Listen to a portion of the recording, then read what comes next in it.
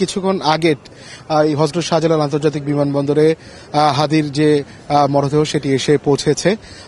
তবে এখন পর্যন্ত এখানে কিছুক্ষণ আগে ঠিক 5 মিনিট আগে আমরা যেটি দেখেছি এই বিমানবন্দরের ভেতরে ওসমান হাদির মরদেহ বহন করবে যে ফ্রিজিং ভ্যানটি, সেই ভ্যানটি এরই মধ্যে ভেতরে প্রবেশ করেছে এবং এর আশপাশে এবং সামনে এবং পেছনে আমরা দেখেছি আইনশৃঙ্খলা বাহিনীর যে প্রোটোকল এবং যানবাহন সেগুলো ছিল।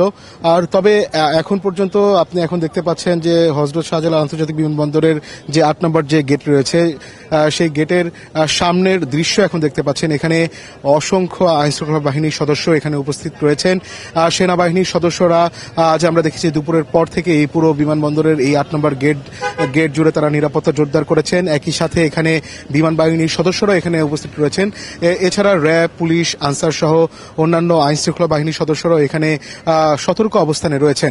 তবে এখন পর্যন্ত এখানে যারা উৎসুক মানুষ বা ওসমান হাদির যারা সমর্থক যারা রয়েছেন তাদের কিছু মানুষ এখানে ভিড় করার চেষ্টা করছেন। তবে এখানে প্রশাসনের পক্ষ থেকে তাদেরকে কিছুটা সরিয়ে দেওয়ার চেষ্টা করা হচ্ছে যাতে নির্বিঘ্নে শরীফ ওসমান হাদির মরদেহ নিয়ে এই 8 নম্বর গেট দিয়ে যাতে বের হতে পারে সেই জন্য সব ধরনের প্রস্তুতি আইন শৃঙ্খলা বাহিনীর সদস্যরা এরই মধ্যে হাতে নিয়েছেন। এবং তবে আমরা ধারণা করছি হয়তোবা আর 10 মিনিটের মধ্যে হয়তোবা 10 থেকে 15 মিনিটের মধ্যে হয়তোবা হাদির মরদেহটি নিয়ে এই 8 নম্বর গেট দিয়ে বের হওয়ার কথা রয়েছে।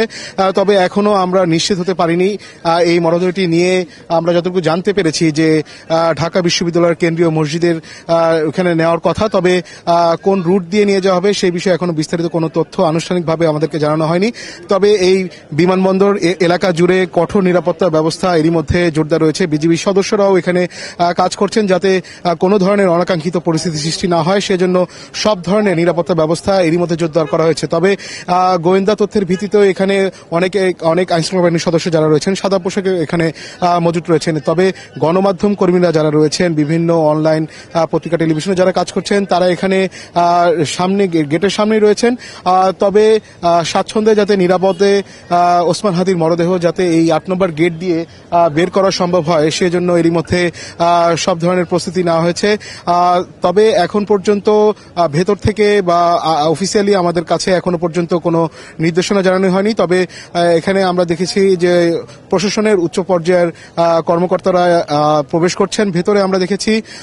তবে কখন নাগাদ আনুষ্ঠানিকভাবে তার মরদেহ এখান থেকে বের করা হবে সেই বিষয়ে কোনো তথ্য এখনো পর্যন্ত নেই। তবে আমরা ধারণা করছি যেহেতু 6টার আগেই সিঙ্গাপুর আন্তর্জাতিক বিমানবন্দর থেকে চাঙ্গি বিমানবন্দর থেকে যে ওসমান হাদির মরদেহ নিয়ে আমাদের ঢাকায় এসে পৌঁছেছে সেই মরদেহটি হয়তো আর 10 থেকে 15 মিনিটের মধ্যেই বের করার সম্ভাবনা রয়েছে।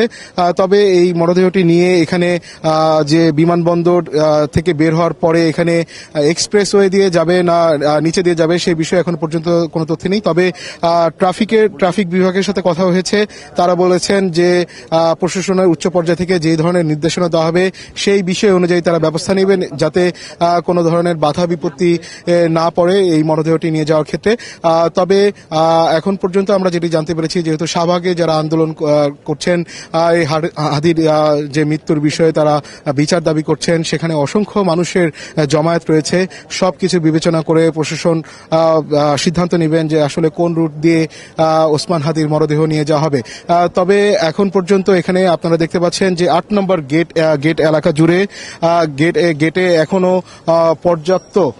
পর্যাপ্ত সেনাবাহিনীর সদস্য এখানে মজুত রয়েছেন। তারা কঠোর ব্যবস্থা নিচ্ছেন যাতে কোনো ধরনের অনাকাঙ্ক্ষিত পরিস্থিতি সৃষ্টি না হয় এবং যারা এখানে ওসমান হাদির যে জুলাই যোদ্ধা তাকে শেষবারের মতো দেখে সমর্থক যারা রয়েছেন তারা এই বিমানবন্দরের আশপাশে করছেন। তবে বাহিনীর পক্ষ থেকে তাদেরকে কিছুটা সরিয়ে দেওয়া হচ্ছে কেননা যাতে নির্বিঘ্নে যাতে এই মরদেহ যাতে নিয়ে যাওয়া যায় সেই ধরনের প্রশাসনের পক্ষ থেকে শান্তা আমার কাছে বিমানবন্দর থেকে শেষ